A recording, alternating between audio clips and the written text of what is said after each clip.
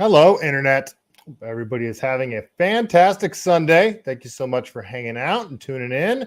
Welcome to CaliBased, the show that makes Californians uncomfortable because everything makes Californians uncomfortable. Got a very special guest tonight, state senator out of Maine. He's got a ton of great takes. I listened to a lot of his stuff today, and we seem to align on a lot of issues. So yeah, I'm looking forward to talking to him about a lot of current events, craziness that's going on right now, the Free State Project out in New Hampshire, and just sort of talk about whatever comes up. So thanks for hanging out, tuning in. Rocky Trumboa, Wally World, nice to see you guys. All right, let's without further ado, let's bring him in. Senator Brakey, thank you so much for joining me. Hey, Michael, glad we could make this work, and thanks for inviting me on the show. Part of me wants to say I'm sorry that you're stuck out there in California. I know that's a beautiful state and there's a lot of great people there. I just know how bad the politics are.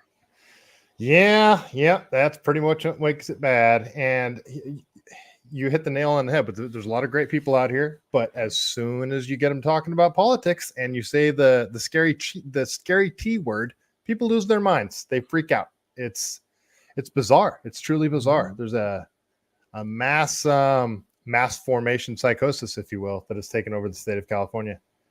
Well, we have some sympathy and compassion for folks. We are the most propagandized people in the history of the world. So a few people still drinking the Kool-Aid, I suppose. It's true. So we're seeing an uptick in mask wearing out here, and it's that's coming back. It's unfortunate. Yeah. For some people, it never went away. Boy. People have built their entire personality around it. Yeah, I know. So why don't you, for my audience that isn't familiar with you, why don't you tell my audience a little bit about yourself, role as a state senator, tell us a little bit about the Free State Project, all that stuff. Yeah. Sure. I'm currently the executive director of the Free State Project. That's what I'm focused on right now, though a lot of people know me for a lot of different things over the years. I got my start in politics in 2012 as a grassroots guy on the Ron Paul movement. I ended up becoming the state director for his campaign in Maine in 2012, which we won that year and led to a big rumble showdown at the RNC that some people remember. But after that, I decided to stay in the movement and keep fighting. I ran for the state Senate 2 years later in Maine, took out a 36-year Democrat incumbent, and became the youngest state senator in America at the age of 26.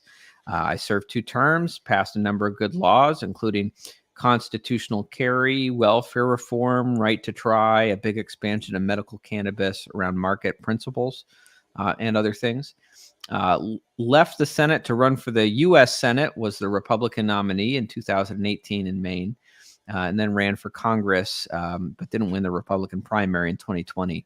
And I went down to Texas, worked for a great organization called Young Americans for Liberty, which is building a bench of liberty legislators around the country and state capitals.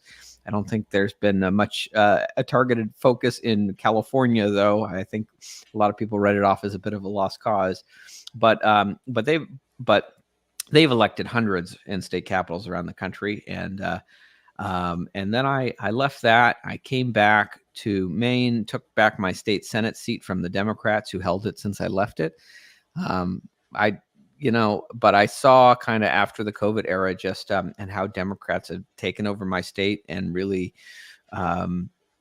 perverted it. And as power concentrates more and more in Maine, in the progressive cities in the South, and the rural peoples of Maine are increasingly disenfranchised in their government, I've come to the sad conclusion that I don't see a political solution in Maine as it currently stands.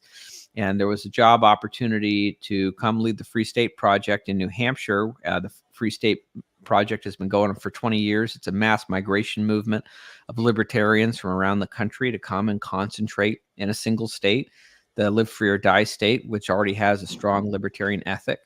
And through concentration, build community and have a big impact on the culture and the politics of the state, which has been going on for 20 years. New Hampshire is ranked the #1 state for freedom in America for many numbers of policies. And I haven't given up on Maine totally. My hope is that one day Maine will take a page out of the Greater Idaho movement. If you've been following that, I just had a great conversation with the executive director of the Greater Idaho movement on my podcast, The Porcupine Report, this past week. They're folks in Eastern Oregon that are trying to break away from the control of Portland, Oregon, and join Idaho. So they're trying to move the state border. They've had 13 counties that have voted to try to secede and join Idaho. And I think it's a great idea. I think that a lot more states should be thinking about it. And I hope that as we build up the free state in New Hampshire, that also so many folks that I know and love in Maine might say, you know, maybe it's time for a different solution to try to get the government we want that respects our freedoms and paychecks. And maybe we'll get to a point where the second district of Maine, you know, rural Maine, northern Maine, breaks away and joins New Hampshire. So that's the long story in a nutshell. The last 10 years of my life, 12 years really, and projects I'm working on right now. When you first ran, did you run as a Libertarian or a Republican? No, I've never run as a Libertarian. I've always run as a Republican. And I've had many debates with people over the years, including Dave Smith, that some folks might know. We had a debate several years back, and I think that he's agreeing with me more and more as time goes on. We debated whether the GOP strategy or an LP strategy was the most effective way to promote liberty down a political path. And I you know, hey, if you have a realistic use for the Libertarian Party, you know, I'm sure there are good uses for it, promoting education or also acting as a spoiler in races when, you know, the Republican candidate is truly terrible and odious and you just want to punish the Republicans for putting someone that bad forward. But as a practical kind of vehicle for getting people elected, the Libertarian Party is not effective. And it's not because there's anything wrong with the people of the party. It's the problem is the system is not designed in such a way that there's really room for third parties. I think that if we want to make political change, I mean, every situation is different. California is going to be a different situation than New Hampshire or Maine. But from what I've seen in my experiences along the way, the place where you can create real political change, the only place in a lot of these elections where democracy still exists is in the primary processes, the nomination processes for these various offices. So I've gotten a lot of mileage out of running as a Republican, even though I think that most who are familiar with my record would say that it is very fair to describe me as a libertarian. Even a lot of the people who go around saying so-and-so is not a real libertarian will concede that even as I've served as a registered Republican, I've been pretty good as a libertarian. Yeah, well, you know, you're not a real libertarian until somebody tells you that you're not a real libertarian, right? I still do get some of those folks. Yeah. So I listened to your interview with Mike Termott earlier today, and I'm starting to agree with you more and more. So I ran for state senate out here, and I ran as a libertarian. Well, I guess in California, it's like running as a Republican is just as an uphill battle as running as a libertarian. So I guess you might as well, right?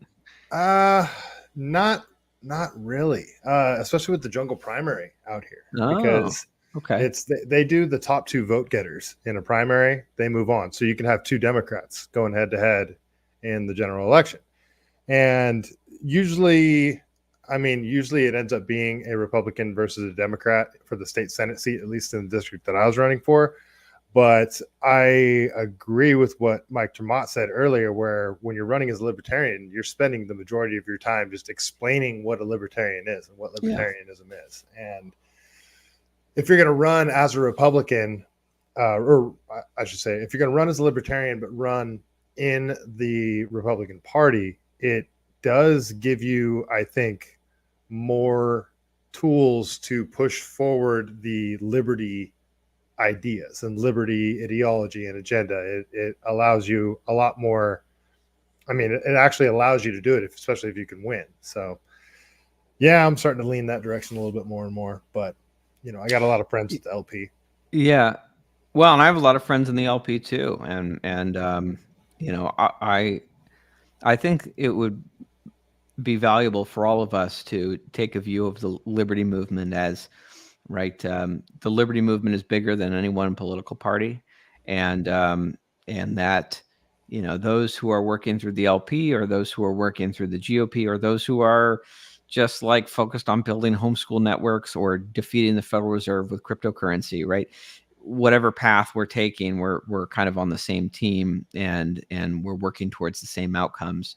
So we can have debates, and I'm sure we love to debate tactics and strategy, but debating tactics and strategy should not detract from the fact that we are working towards the same outcomes. Yeah, and I mean, it's kind of like, would you rather have Massey in the position that he's in right now to be pushing forward libertarian principles, or would you rather have him in the LP and not in the game at all? Yeah, So, he could be on the ballot maybe every 2 years and garner 5% of the vote, right? yeah. I mean, this is ultimately, I think, the way the system is structured is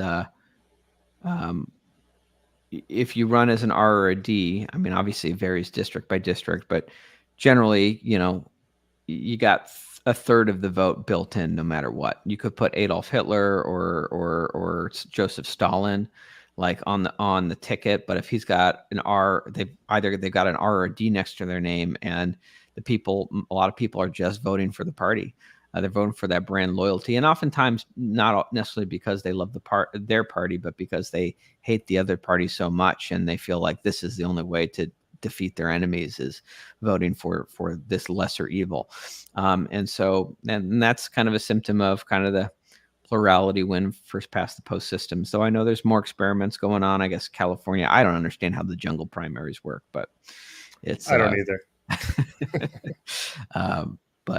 Yeah, it's if you want to change the rules of the game, you got to win the game first, right? We've had fights for trying to increase ballot access for the Libertarian Party in Maine, and I was able to help with that because I was elected as a Republican and was able to sponsor legislation and work it through, the process. But if you don't get people on the other side of the finish line first, then you're just going to be outside complaining about the rules with no power to change it.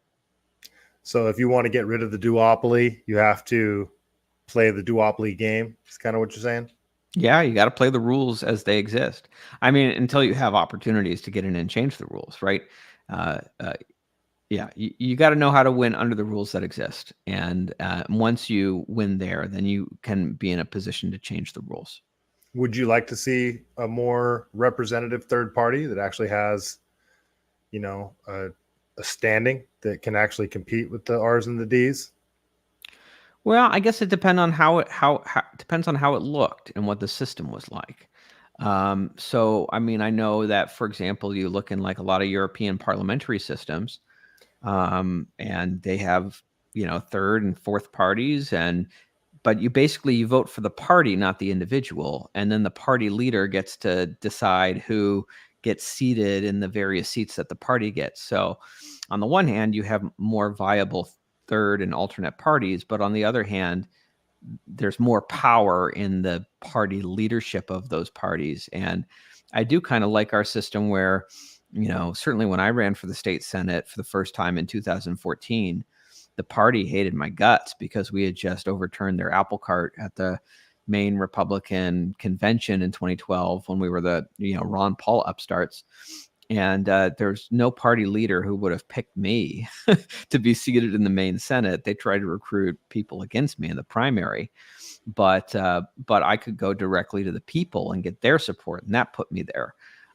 Whereas I have a good friend who ran for parliament as kind of a liberty conservative in Canada, and because the party leader didn't like him, even though he brought in all kinds of votes, he wasn't the one handpicked to fill the seat in parliament. So, if you can build a system where third parties can be viable while also not empowering just kind of total power on behalf of the party leaders, that's potentially interesting. I mean, there's experiments going on with things like ranked choice voting that has been happening in Maine, though I don't know that it's worked out the way that people would hope it would.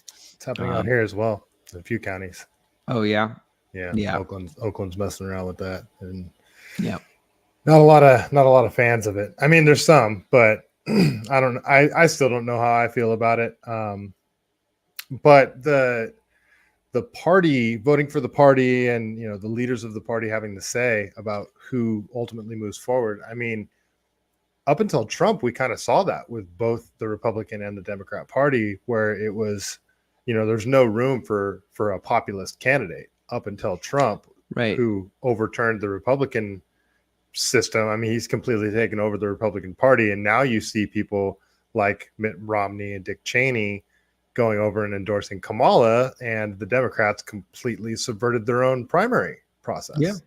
Yeah. So, I mean, what are your thoughts on that whole situation? I mean, not just the primary process. It's kind of like a two-part question there. I mean, the Democrats have subverted their own primary process. They kind of just shoehorned in Kamala. Everybody's falling in line.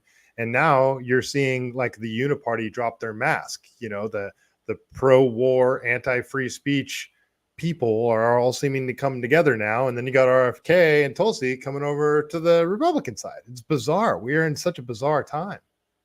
It is a great realignment that is happening. And I will say, certainly we've seen in the Democratic Party, when I say that primaries are kind of the great place where democracy still exists. Certainly we always think of the presidential races, and clearly on the Democratic side, that's no longer the case. The Democrats have fairly successfully, much more than the Republican establishment was able to, completely subverted democracy within their nominating process for president. Right. And this has been building for a long time, right? This is just kind of like the most extreme iteration of this, for the whole presence of these massive amounts of super delegates in their nominating system ensures that the establishment candidate always wins. Whereas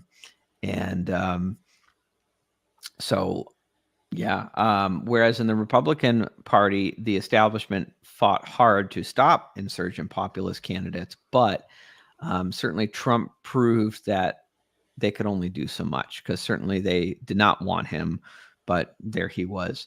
And I will say I get a certain amount of maybe schadenfreude out of it, happiness at the misfortune of others. And in this case, the others are the GOP establishment and the neocons. Yeah. Because when I was in 2012, I was a delegate to the Republican National Convention from Maine, but they booted us out, many of us out. They didn't like that Maine had elected unbound delegates who were going there to vote for Ron Paul, even though Mitt Romney had just barely squeaked out officially a victory in the preference poll that meant nothing during the caucuses. And so they changed the rules so that all delegates had to be bound going forward. And just 4 years later, that meant that despite all of these establishment folks getting elected as delegates to the 2016 National Convention, they couldn't stop Donald Trump from getting the nomination because they were bound to vote for him. So it put the establishment in a position that because they were so angry at the Maine delegates and intending to vote for Ron Paul, they created rules to stop anything like this from happening in the future. And they ended up getting caught in their own trap that they could not then unravel. So it was just some beautiful poetic karma there. And it continues to go forward. I mean, certainly you see the Cheneys and the Romneys and the Bushes and the Bill Kristols and all the neoconservatives who ran this party are being run out, and good riddance. I mean, I will trade away Dick Cheney and Adam Kinzinger any single day of the week for Tulsi Gabbard and an RFK. And whatever differences we might have on a wide variety of issues, if we can all agree to at least have some skepticism of like these deep state institutions and the unquenchable thirst for war, that's a realignment I'm totally on board for. Yeah, I mean, I like to think that Tulsi and RFK are anti-war, and they seem to be. But on some wars they are. Right. they're they're not consistent across the board. But I guess half right is better than always wrong. Right. So the great realignment that you're talking about there, and I 100% agree. We're seeing a very strange shift occurring, and especially with what's going on in the Libertarian Party with, you got the Mises Caucus people, and we don't have an endorsement of Trump from our our wonderful leader. I love what Angela has done with the Libertarian Party. She's going to be on my show this next on Wednesday. She's fantastic.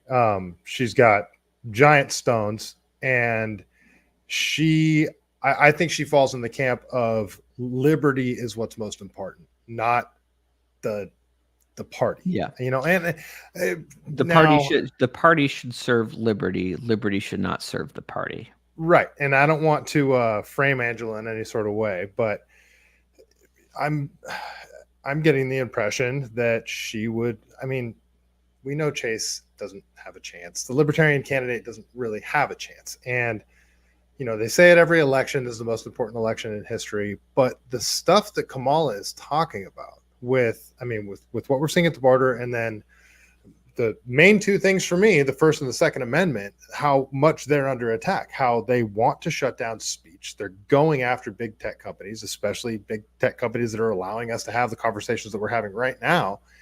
And she is very clearly wants to do some sort of assault weapons buyback, a term that they can't define.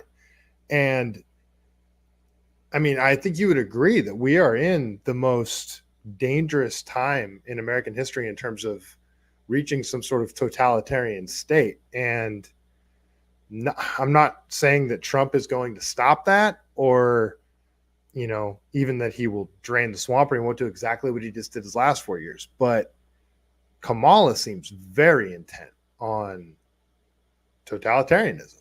What are your thoughts? Well, I think it's it's pretty much, for the most part, I think irrelevant what Kamala actually thinks and actually says. Fair. Because she's just a figurehead for an apparatus, the same as Joe Biden. She's there because they put her there, and the whole reason she's like plain coy and mom. I don't know what she actually believes. She staked out all these radical far left positions about like Medicare for all, complete takeover of our healthcare system, and we're going to let illegal immigrants get free healthcare on top of it too. Defund police. Right. That's where she was 4 years ago. Right. But how much of that was what she really believes versus just saying what she thought she needed to say to pander to kind of the left-wing base of the Democratic Party to try to get the nomination? And I think that people frankly sniffed it out. And, she's just completely disingenuous, like whatever it is. And so now she's playing more coy and giving this kind of more, I think, trying to just be like a more corporatist. She's even like incorporating the neoconservative like foreign policy stuff from her remarks at the convention. So who knows what she actually believes, but I know what the apparatus that is puppeting her believes. This is the apparatus that is steering us into a great global conflict that's been picking a fight with the Russians for, really since the 90s, but especially since 2014 with the overthrow of the democratically elected president of Ukraine, and just continuing to expand NATO closer and closer to their border. I guess I look at this and to those libertarians who are, still saying that they can't vote for Trump, they won't vote for Trump. Like, I'm not going to tell anyone what to do, and it's your vote. You can do whatever you want with it. And hey, if you're in California, maybe it doesn't make a difference anyway, so do what you want. But for me, it just seems to me that we are closer to a global nuclear war than we've been at any point since the end of the Cold War. I really think since the Cuban Missile Crisis itself.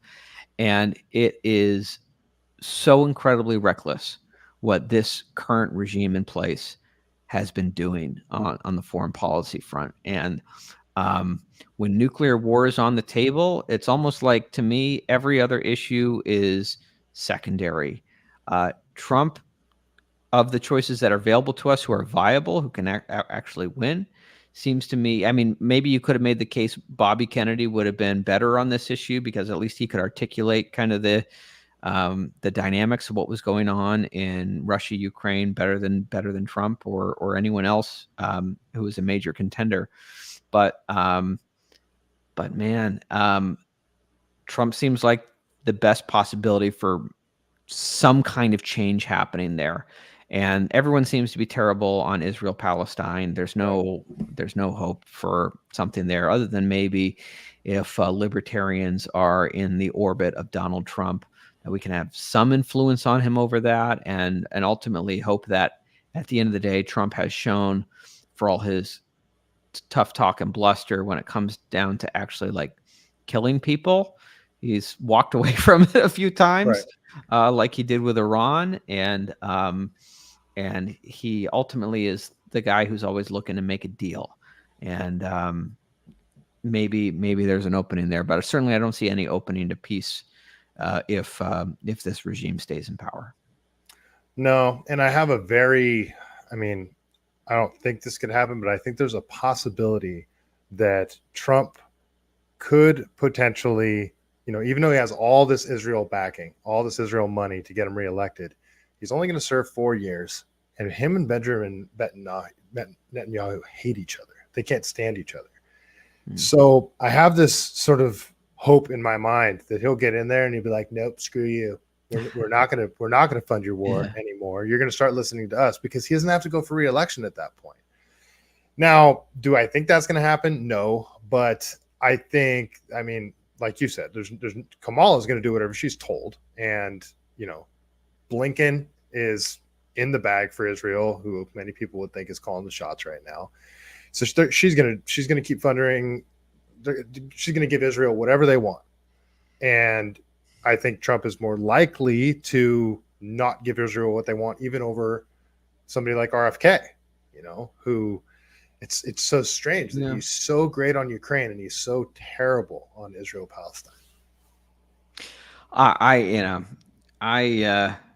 don't really have much hope that things are going to get better under a Trump administration when it comes to Israel Palestine, but at least that's not the conflict where I guess Israel does have nuclear weapons, but I'm not as worried about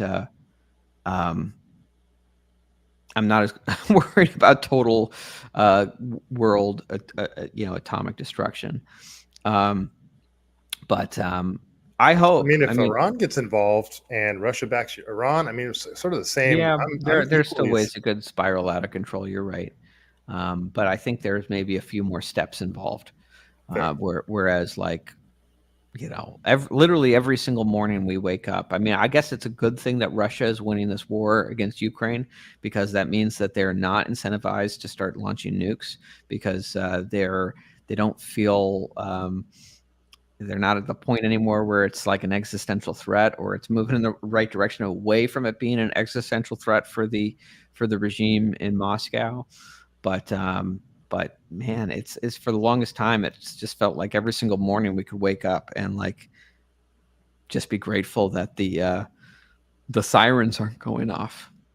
What is the end goal with the, I'm not even going to say the Democrats, the warmongering deep state, with its, what are the aims with funding Ukraine endlessly? Everyone knows that they can't win this war. They can't even win back the territory that they've lost. Is it just money laundering, propping up our own economy by exporting weapons, or what is it? What is the goal? What is the purpose? I asked that very question to Scott Horton in a conversation we had a few months ago. I'd love to talk to him. Yeah, I love that guy. Yeah. Because of course, if it was just money laundering, right? If it was just like the typical war is a racket, right? It's all a way to take money from the taxpayers and launder it through the military industrial complex and have it come back to the politicians, right? And everyone gets a cut along the way. Everyone gets rich except for the people who are being taxed to pay for it all. If that was all it was, then they could have just stayed in Afghanistan forever, right? It was a perfect self-licking ice cream cone. They were making all kinds of money, and even though they would have had to backtrack on that deal that Trump made. Yeah, Trump did kind of set it up there, but but they could always like pick another war, like somewhere else, like in the Middle East. It's not as dangerous. Yeah. I mean, it's dangerous, but certainly, I mean, the level of danger at stake right now in this fight they're picking with Russia makes me, I kind of hate to say it, but it makes me reminiscent for the days of the war in Afghanistan, because as terrible as it was, at least it was terrible for the taxpayers here, and it was terrible for our troops, and it was terrible for the people who live in Afghanistan, who have like, are being like living under the constant threat of flying death robots in the sky that could just at any moment just like kill you for no reason, right? It's terrible for all of them, but at least the whole world wasn't at stake. And this fight with Russia, there does seem to be something else going on here now. So I don't want to say this is what Scott Horton says because I don't want to. It's been a few months. I don't want to try to paraphrase him, but I do wonder to some degree if it's like this boomer generation, right? The a lot of these folks are just old Cold Warriors, right? And it's almost like they're kind of pretty much almost at the end of their life, and it's like their ancient enemy is still there. It's almost like Carthage, right? You had Cato the Elder in the Roman Senate, Carthage delinda est. And furthermore, my opinion is Carthage must be destroyed, right? It's that enemy that they can't go into their grave until they know that their ancient enemy has also been destroyed. And they're going to risk the whole world in the process. I just think there is something kind of irrational to it. And I think it's also a refusal to recognize that the unipolar moment is coming to an end, and there's no way to sustain it. It was always the unipolar moment, this period after the end of the Cold War, it was always kind of a temporary passing thing, right? It was always you can't maintain that state of imbalance with just one superpower in the world. It was always other economies were going to rise up and balance was going to be restored. And you have people like even neoconservatives like Charles Krauthammer, who passed away many years back, but he used to be a fixture on Fox News. He even talked about it as the unipolar moment, and he talked about, I guess he was at least wise enough to perceive that it was going to end one day, and he was basically arguing for what can we do in this moment to set up the world order to have America be well positioned before Russia and China and rising powers like India and such we will enter a multipolar world again. Right. But these neoconservatives running things right now refuse to accept that the unipolar moment was just a moment. It's not going to be a perpetual Pax Americana with just one superpower dominating the world.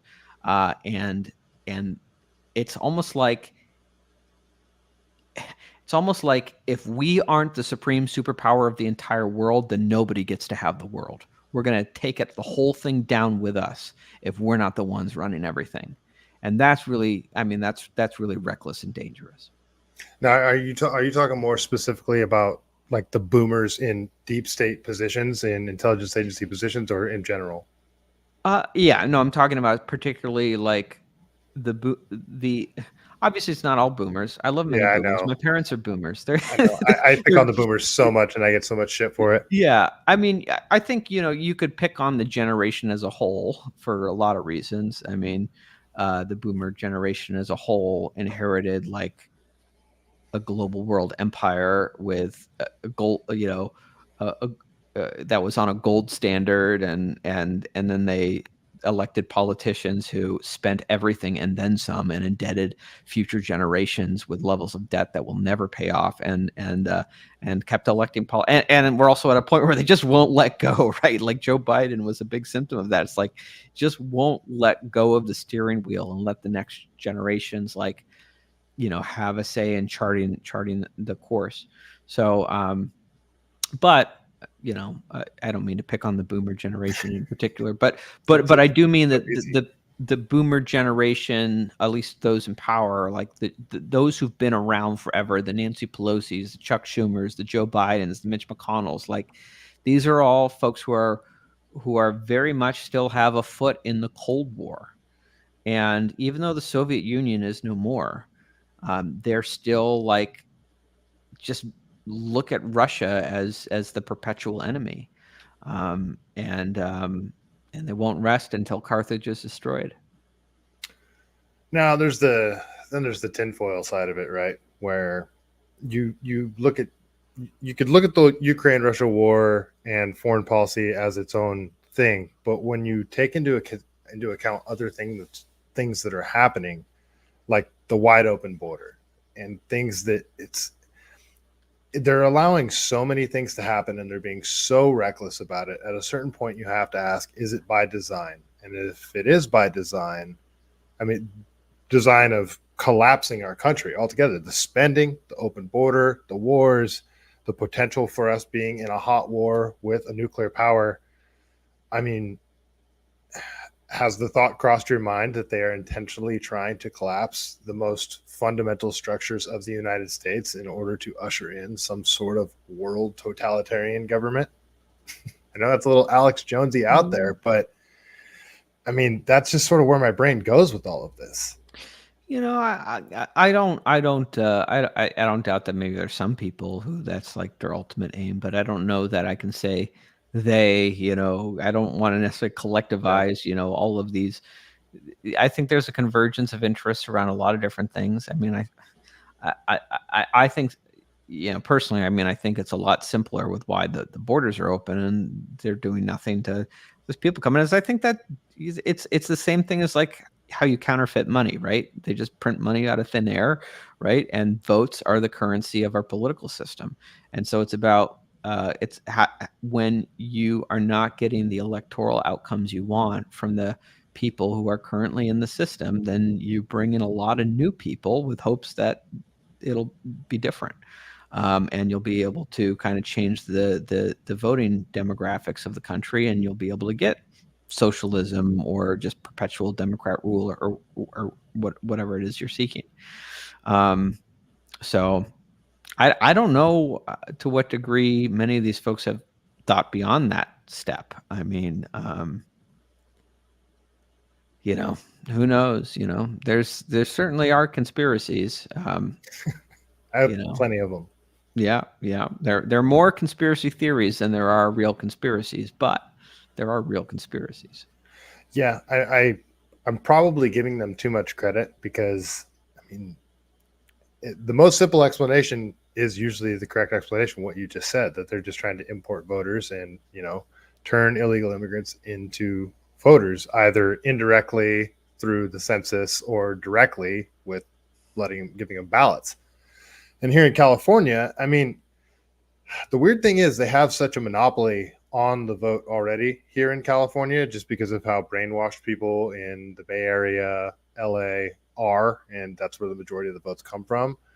But we're a sanctuary state and we are a border state, and it's wide open. And I mean, Gavin just vetoed that bill. They wanted to give illegal immigrants the ability to get government-backed down payment loans for a home for up to $150,000. And I mean, this was like, you had Democrats out here that were like, this is insane. This is truly insane.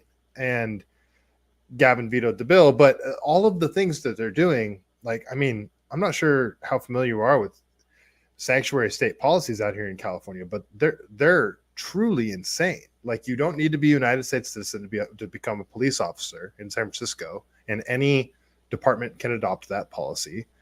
The local cops, state cops, county sheriffs, they can't cooperate with ICE.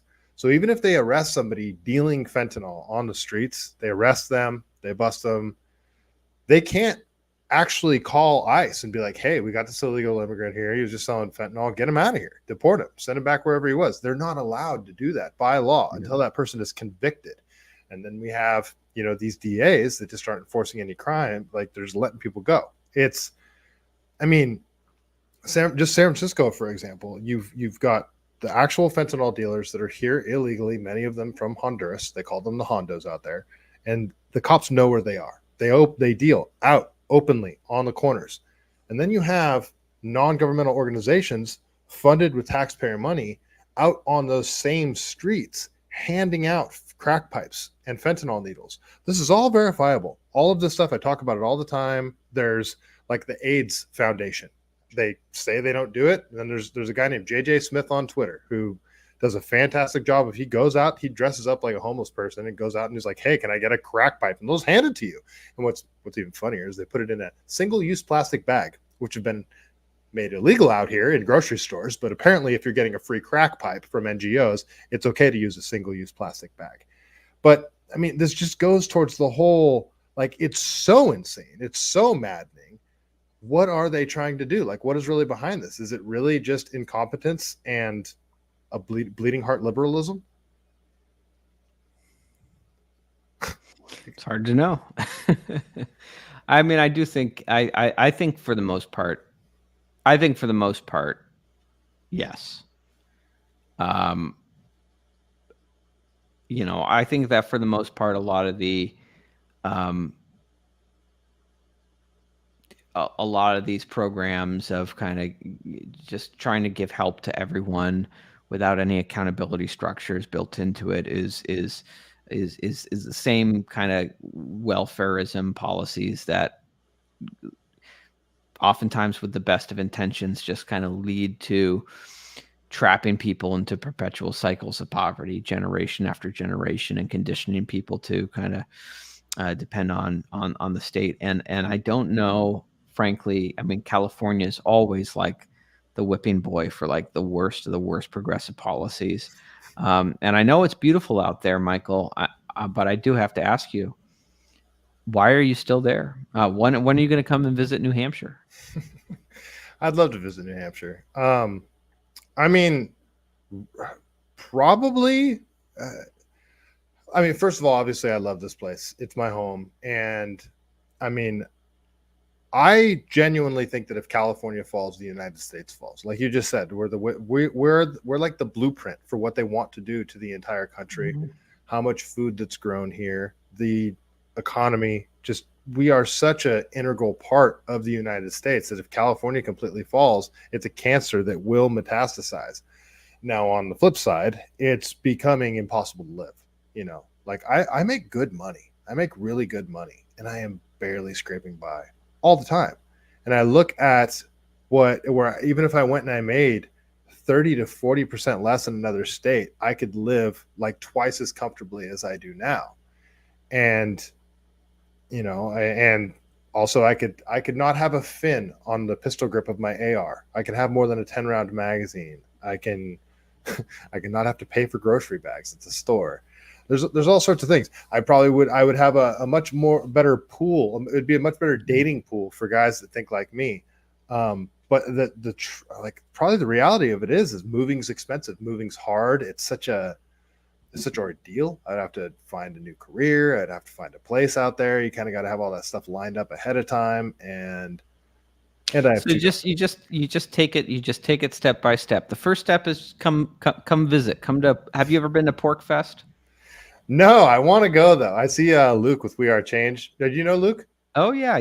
I know Luke. I was talking with him at Pork Fest. I've been a fan of. I think you know all the people that I've been a fan of for forever. Like, so my political journey started a little bit not a little bit, way after yours. You've been in this since you were like really young. You're 4 years younger than me. I'm 40.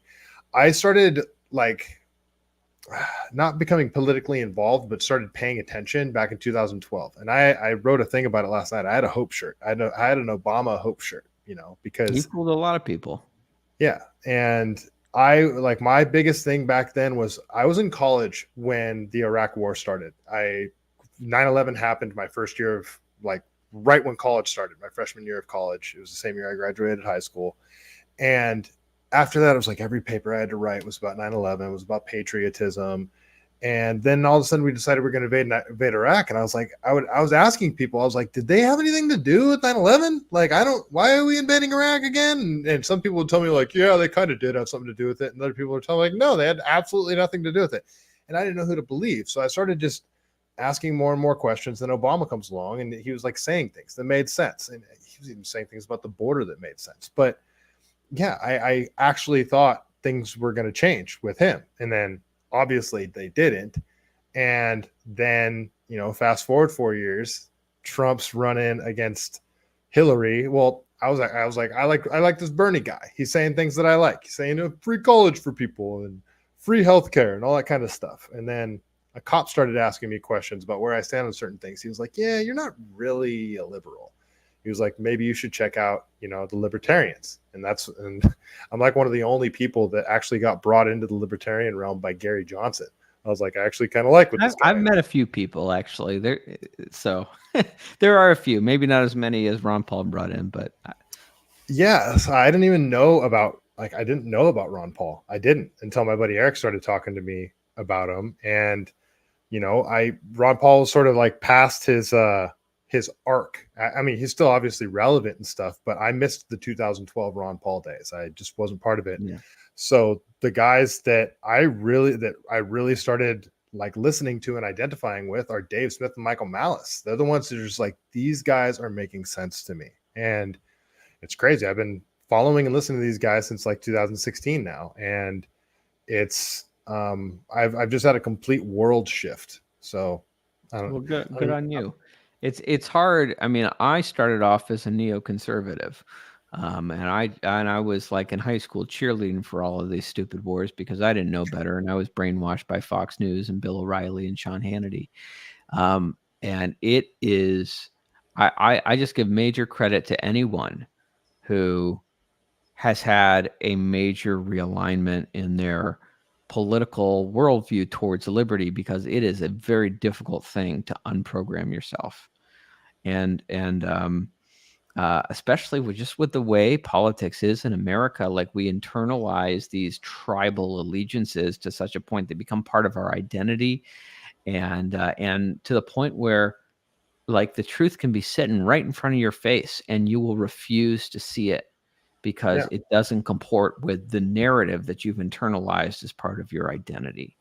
And so I know that was very hard for me to kind of like realize and admit to myself, even after the point that I began to know it, but to admit it to myself that I was wrong about all of these things.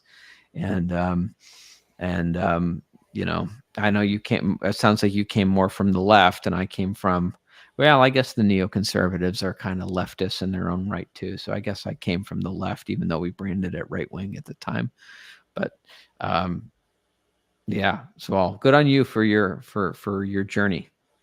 Well, likewise. I mean, I think at the heart of that, what it is not being, you're more concerned with finding out what's really going on, what the truth is, and like what's behind all this stuff and right and wrong. You're more concerned with, I guess, being on, I don't want to say being on the right side of history because I hate that cliche saying, but you're concerned with like actual right and wrong. What is best for our country? What is best for the people? And trying to figure that out. And you sort of, I mean, a lot of people that I greatly agree with. And that's the thing that we seem to have in common is that like none of us consider ourselves geniuses at all. We're just not tied to this tribalist thing. And we're just trying to figure out what the heck is going on. And why are we spending all these monies on wars all over the place? And, why are the intelligence agencies trying to stop us from speaking freely? And, so I think a lot of that is just, well, they it's funny, they had such a great game going for themselves for the longest time, right? You were talking about this earlier, right? The way the primary systems for president were totally rigged, right? And that you got to have these populist candidates, the Bernie Sanders, the Ron Paul, these folks running in the primaries, but ultimately they would always be winnowed out by the end, and we would end up with a false choice, the illusion of choice, right. In the November general election between an establishment approved Democrat and an establishment approved Republican. And by establishment approved, meaning ultimately at the end of the day, the foreign policies were exactly the same. Right. Whatever rhetoric might have been different, the substance of it was exactly the same, or the major issues, they were exactly the same. They were exactly the same on the wars, exactly the same on the Federal Reserve, exactly the same on the policies we're not supposed to talk about, not supposed to question, right? But as Noam Chomsky has observed, the way to control speech is not to say this is the one thing people are allowed to believe and nobody's allowed to question it, but to have very rigorous debate, but with only a very narrow window of acceptable debate. So we'll be arguing about, I think, Dave Smith frames it this way, whether the tax rate should be 36% or 39%. And the corporate media will tell us, we have a major decision to make this November, right? This one thinks that the taxes are too high. This one thinks that the tax is too low. There's never been a bigger difference between candidates before. This is the most important election of our lifetime, right? And it's all to kind of give people, right, a sense that it's like when you hand a child sitting in the car like a toy steering wheel. The child might think for a moment. It's like, wow, I'm driving. I'm the wheels of the machine are turning based on my use of the steering wheel, but it's not connected to anything. Or if you're like playing video games with a little kid and you give them a controller, but it's not plugged into anything. That's what democracy has been like, at least on the federal level in this country for the longest time. And it's great to see that consensus or that illusion starting to unravel. I think it means there's great opportunity for change, for better or worse. But the current system is pretty. It's hard to imagine. I mean, I guess there are ways to imagine it getting worse, but it is pretty bad. I mean, George Carlin was trying to tell us this for 40 years, right? Oh yeah, it's a big party. It's a big club. You ain't in it. And I think the biggest or a prime example of that was Romney versus Obama. It was just like they're just completely on the same page. Now Romney endorsing Kamala. And then our first, well, at least for me, my first realization of like, wait a minute, we're not really choosing who to vote for, was how they railroaded Bernie with Debbie Wasserman Schultz and the DNC and all those leaked emails that came out. That's really what turned me towards the Libertarian Party, because I never had Trump derangement syndrome because I always thought he was hilarious, but I still didn't want to vote for him. I was like, yeah, he's a really reality TV star. I don't really, I don't really think I want him running the country, but I was like, I can't vote for Hillary. Like, look what they just did. Like the whole Democratic Party is beyond corrupt. And that's what drove me towards, the Libertarian Party. But then, you see the entire establishment turn against Trump over the next 4 years, and the Russia, everything that was, the weaponization of the courts and just everything that they're trying to do against him. It's like, they clearly do not want this guy back in the White House, like very clearly do not. And he's like the last populist standing right now. And I guess that's why I'm backing him. Yeah. I look at Trump as a blunt object that we can use against our enemies. That's a great way of putting it. Right. He's a wrecking ball, right? I would prefer, I would much prefer to have a Rand Paul, right? Someone who can go in and like surgically cut out the cancers in our system. But if all you're giving me is a wrecking ball, I'll take the wrecking ball. And I will say this about Trump is I think one of the best things about him is also the worst thing about him, which is how influenceable he is. Right. That so many of, particularly around foreign policy, like so many of his decisions seem to be based around who spoke to him last and who's in his orbit. And of course, the last go around, the neoconservatives, like we're all in his orbit. And certainly you can lay that at Trump's feet. I mean, he's the one who appointed John Bolton and some of these terrible people. He was talking about bringing Pompeo back too.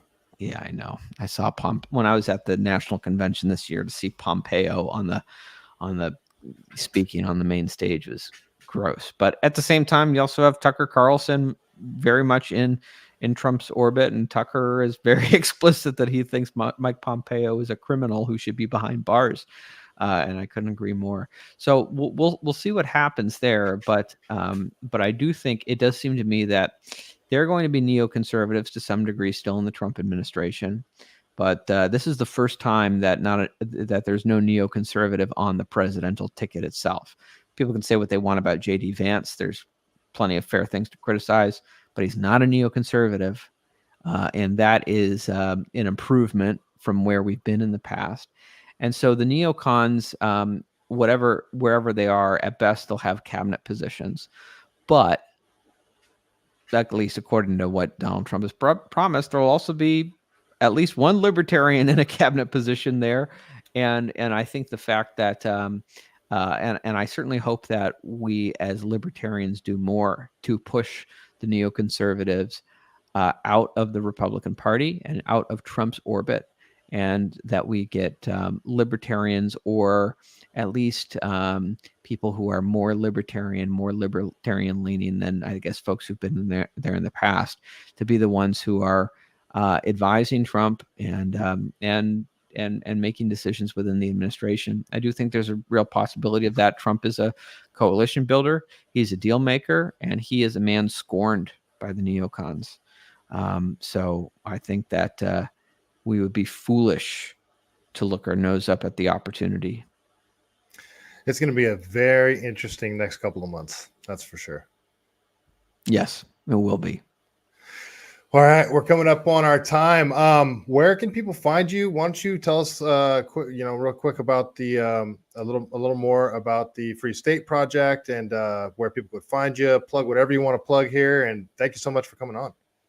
Well, thank you, Michael. I'll just say that if you are in a state where you feel like you are outvoted, outnumbered, maybe we all just went through COVID and we learned how important it is to be surrounded by neighbors and communities that respect freedom and personal liberty, and you feel outnumbered where you are, wherever you are in the tyrannical 49. We're building a liberty homeland in New Hampshire. New Hampshire is the freest state in America. No income tax, no sales tax. We've got education freedom accounts. We've got constitutional carry.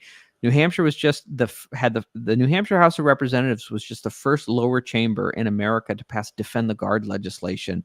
We're even threatening the war machine from New Hampshire, and we're building community. Over the course of the Free State Project, nearly 10,000 libertarians have made the move to the Live Free or Die state, and we're always looking for more people to come and join us. So we call it the Libertarian Concentration Strategy. It is the most effective strategy for actually achieving liberty in our lifetime of anything that's being tried out there. And so I would encourage folks to learn more at fsp.org and come for a visit. We have next year, as we already mentioned, we have one of our most popular events is the Porcupine Freedom Festival, which will be entering its 22nd year this year. We do it every June in Lancaster, New Hampshire, Rogers Campground under the beautiful White Mountains. All kinds of libertarian who's are there. You should come out and join us for it. Experience a free society for even if only for a week. And then also in April, we're having the New Hampshire Liberty Forum, where we're bringing thinkers together from across the world and the country to talk about what are problems that we face in the transition to liberty for real societies, and how do we overcome those problems. So those are two great events folks can come out to in April and in June. But anytime you want to make a visit to the free state of New Hampshire and come get plugged in with the community, we have events going on almost every single day, because that's what happens when you have such a concentration of libertarians in one place. So come out anytime, and we'll help you plan a trip and come experience what community is like in the free state. Learn more at fsp.org. I hope they're giving you commission on this. Well, that was a good pitch. Thank you. I appreciate it, Michael. All right. Well, I'll be coming to PorcFest. I'll make that announcement right here. I'm all right. Out. So, all right. Thank you so much for coming on, Eric. I hope to talk to you again soon. Actually, it'd be great let's do some follow up maybe after the election. Happy to do so anytime. All right. Thanks, man. All right, everybody in the chat, thanks for hanging out. Sorry I couldn't get to you tonight. I will see you next Sunday, and thank you guys so much for being here.